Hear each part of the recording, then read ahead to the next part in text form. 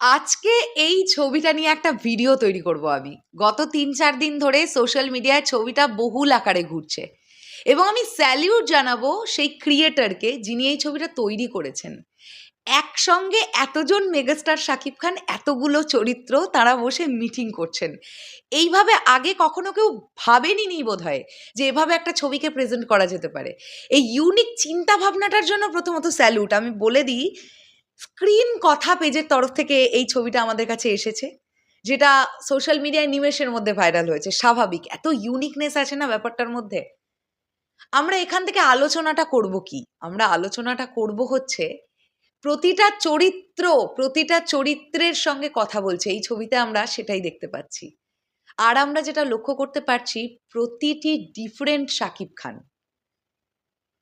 যে শাকিব খানের সঙ্গে বাকি শাকিব খানের কোনো মিল নেই। মানে এখানে আমরা কোন কোন চরিত্রদের দেখতে পাচ্ছি? মিখাইলকে দেখতে পাচ্ছি, যদি এই সাইড দিয়ে দেখতে যাই আমরা।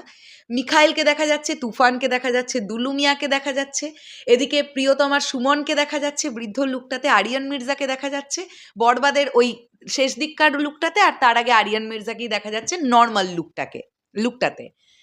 এতগুলো লুক একটা ফ্রেমের মধ্যে আনা এবং এই ব্যাপারটাকে ঘটানো, এটা দারুণ একটা ব্যাপার। এই যে ফ্রেমটা আমরা দেখতে পাচ্ছি না, অ্যাকচুয়ালিতে এটা বাস্তবেই মেগাস্টার শাকিব খানের সঙ্গে ঘটে, আমার এটা কোথাও গিয়ে মনে হয়।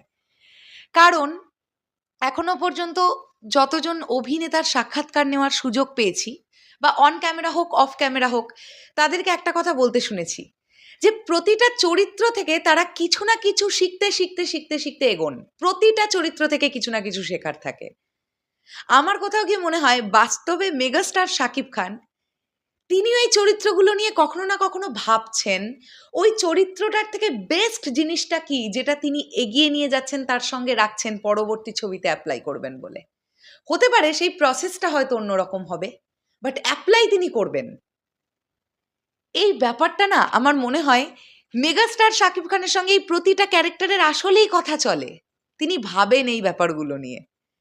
এবং এরপরে প্রিন্স আসছে, প্রিন্সে মেগাস্টার শাকিব খান যে চরিত্রটা করবেন, সেটার মধ্যেও এমন কোনো একটা ইউনিকনেস থাকবে যেটা তিনি বহন করে নিয়ে যাবেন তার পরবর্তী কোনো সিনেমায়, অন্যভাবে অ্যাপ্লাই করবেন।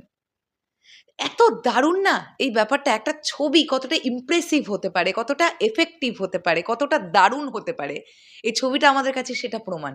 তো আমি গত ২-৩ দিন ধরে একবার ভাবছিলাম এটা নিয়ে পোস্ট করব, তারপর ভাবছি এটা নিয়ে কি রিল ভিডিও বানাবো।